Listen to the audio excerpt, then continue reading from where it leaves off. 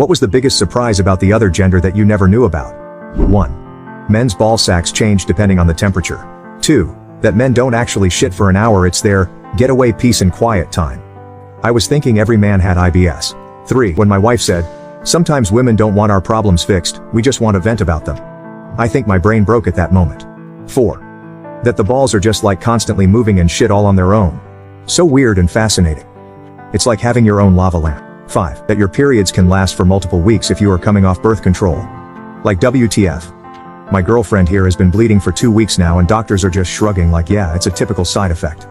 Crazy. 6. When men are peeing and they see poop stains on the toilet, they try to use the force of their pee to clean off the poop stains. My husband's biggest shock was he was using the women's restroom and asked through the stall what the little metal boxes by the toilet paper were for. 7.